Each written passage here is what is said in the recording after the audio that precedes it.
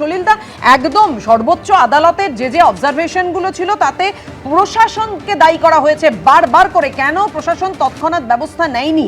কেন তাদের পদক্ষেপ করতে 12 ঘন্টারও বেশি সময় লেগে গেল? কাদের গাফিলতি? পরিকল্পিতভাবে কারা এই ঘটনা ঘটিয়েছে? মূলত সেই বিষয়গুলো কিভাবে এনআইএ তদন্ত এগিয়ে নিয়ে যাবে এবং খতিয়ে দেখবে? দেখো, অ্যাপেক্স কোর্ট কিন্তু পরিষ্কার বলে দিয়েছে পাপিয়া যে calculated, motivated and organised crime, পরিষ্কার বলে দিয়েছে।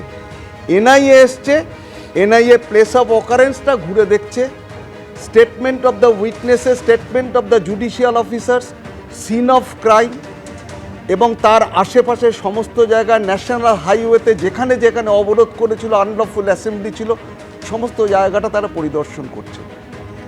এখন ফ্যাক্ট ইন ইস্যু হচ্ছে, দেখো এই যে আনলফুল অ্যাক্টিভিটিস, এই যারা যে কজন মেম্বার ছিল সেই আনলফুল অ্যাক্টিভিটিসের, এই আনলফুল মব যেটা ছিল তার মধ্যে যারা যারা ছিল এগুলো কিন্তু তারা কিন্তু এটা কিন্তু this is a deliberate case of attempt to murder. যেভাবে স্টোন পেল্টিং করছিল এবং বাঁশ দিয়ে মারার চেষ্টা করেছিল, এটা কিন্তু অ্যাটেম্পট টু মার্ডার ছাড়া অন্য কিছু হতে পারে না। কেবল তাই নয়, যারা যারা ছিল 1000 জন লোক যদি থাকে, 1000 জন লোকেই সেই অ্যাটেম্পট টু মার্ডার কেসের আসামি হবে। In furtherance of the common intention যে ক্রাইম কমিট করা হয়েছে তাতে সবাই সমান দোষী হবে। আই এম শিওর যে prevention of damage to the public property act, unlawful assembly, unlawful activities prevention act 10 এবং 13, এটাকে অ্যাডিং সেকশন করা হবে, তুমি লিখে রাখো।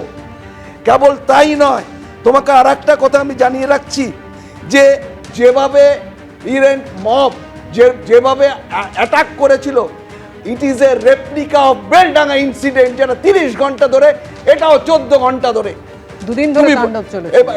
ওটা 2 দিন ধরে, আর এটা 14 ঘন্টা ধরে। বিচারকরা খাওয়ার পায়নি। মহিলা বিচারক বলছে আমার সন্তানকে যেন হাইকোর্ট দেখে। আর কি বলবে তুমি বলো? কেবল একটা অ্যাটেম্পট টু মার্ডারের কেস দিয়ে দিলে হবে না, এদের কাস্টোডিয়াল ট্রায়াল করাতে হবে।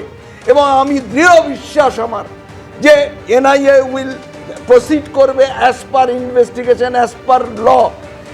এবং খালি তাই না, এনআইএ কে তুমি দেখবে এই যে মোফারকুল ইসলাম, একরামুল এবং ইটাহারের এমএলএ এবং মোথাবাড়ির এমএলএ, এদের ডাইরেক্ট ইনস্টিগেশন আছে।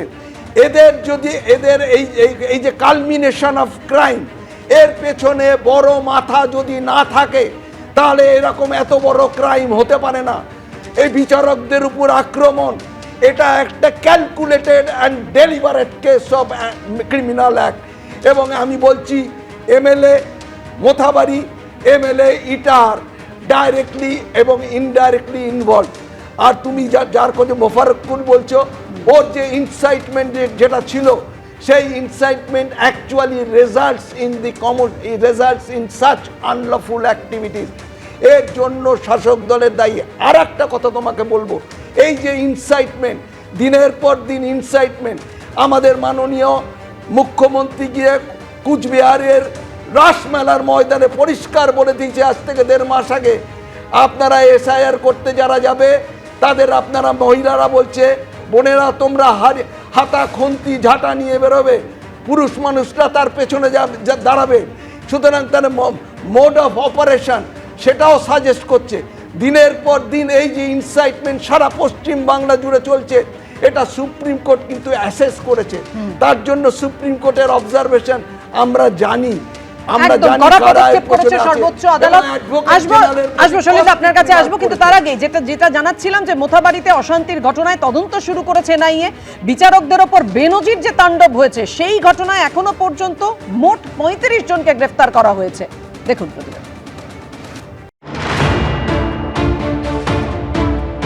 We are traveling alone. High Court, take care of my children. Take care of my children if something happens to me. মালদায় মধ্যরাতের বিভীষিকার মুখোমুখি হতে হয়েছে খোদ বিচারকদের। সুপ্রিম কোর্টের নির্দেশে কাজ করতে এসে মৃত্যু ভয় তাড়া করেছে মহিলাদের। সুপ্রিম কোর্টের নির্দেশে বৃহস্পতিবার নির্বাচন কমিশন সিদ্ধান্ত নেয় এই ঘটনার তদন্ত করবে এনআইএ। শুক্রবার অকুস্থলে পৌঁছয় এনআইএ টিম। বিচারকদের উপর হামলার ঘটনায় বড়সড় প্রশ্নের মুখে পড়েছে পুলিশ প্রশাসনের ভূমিকা।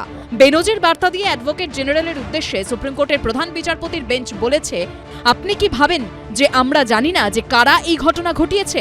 ভার্চুয়াল বৈঠকে ডিজিপি জেলা শাসকদের উদ্দেশ্যে নির্বাচন কমিশন স্পষ্ট করে বলেছে, আরেকটা সুযোগ দেওয়া হচ্ছে, এরপর আর নয়। তারপর এই ঘটনায় শুরু হয়েছে ধরপাকড়। জাতীয় সড়ক অবরোধ থেকে বিচারকদের উপর হামলায় উস্কানি দেওয়ার অভিযোগে বাগডোগরা বিমানবন্দর থেকে মোফাক্কারুল ইসলাম নামে এক আইনজীবীকে গ্রেপ্তার করেছে সিআইডি। পুলিশের দাবি, মোফাক্কারুলই ঘটনার মূল প্ররোচনাকারী। তার সহযোগী একরামুল বাগানিওকেও গ্রেপ্তার করেছে সিআইডি। মোথাবাড়িতে তাণ্ডবের ঘটনায় ইতিমধ্যেই মোফাক্কারুলের একাধিক ভিডিও ভাইরাল হয়েছে, যেখানে গাড়ির উপর উঠে বক্তৃতা করতে দেখা গেছে তাকে। আমরা একজন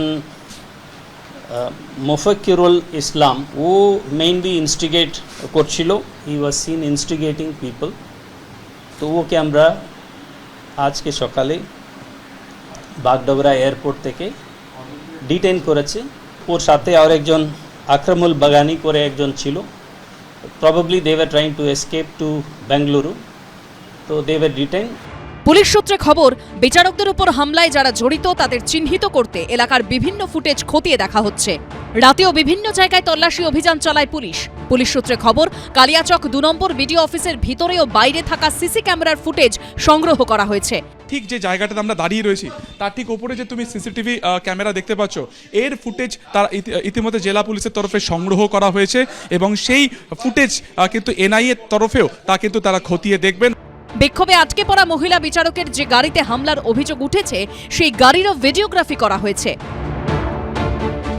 জেলার এসপির তরফে বিশাল কনভয় এখানে আসে, সেন্ট্রাল ফোর্স আসে এবং সেই জায়গা থেকে তারা যখন বেরোনোর চেষ্টা করেন সেই সময় কিন্তু তাদের গাড়ির উপরেও একই রকমভাবে হামলা হয়। এই যে তুমি দেখতে পাচ্ছ যে কাঠের বিভিন্ন জিনিসপত্র ছিল, এটা বা পাশের যে কাঠের দরজা রয়েছে, এগুলোকেই সেদিনকে কিন্তু এই যে গেটটাকে পুরোপুরি আগলে যখন আটকে দেওয়া হয়, তখন সেই গেটের বাইরে এগুলোকে সব রেখে দেওয়া হয়েছিল যাতে কোনোভাবে বিচারকরা এখান থেকে বেরোতে না পারেন। ভোটার তালিকা থেকে নাম বাদের প্রতিবাদে বুধবার লাগাতার অবরোধের জেরে স্তব্ধ হয়ে গিয়েছিল বারাসাত ডালখোলা ১২ নম্বর জাতীয় সড়ক। বৃহস্পতিবারও মালদার নানা প্রান্তে রাস্তা অবরোধ করে বিক্ষোভ দেখানো হয়। নির্বাচন কমিশন বেআইনি জমায়েতে নিষেধাজ্ঞা জারি করার পর শুক্রবার এলাকায় নতুন করে কোনো বিক্ষোভ জমায়েত চোখে পড়েনি। যাদের নাম বাদ দিয়েছে এইসব নিয়ে আছে, তারা লিগ্যাল প্রসেস জবি আছে সেটাই ফলো করতে হবে। তার বাইরে অন্য কোনো দিয়ে করে নাম ঢোকানোর চেষ্টা করলে হবে না। যা লিগ্যাল প্রসেস সেটাই করুন। নতুন করে অশান্তির ঘটনা এড়াতে কালিয়াচক ১ ও ২ দুটি ব্লকেই পুলিশ ও কেন্দ্রীয় বাহিনীর নজরদারি বাড়ানো হয়েছে। সুকান্ত মুখোপাধ্যায়, পার্থপ্রতিম ঘোষ ও সোমক লাহিড়ীর রিপোর্ট, এবিপি আনন্দ। এবিপি আনন্দ, এগিয়ে থাকে, এগিয়ে রাখে।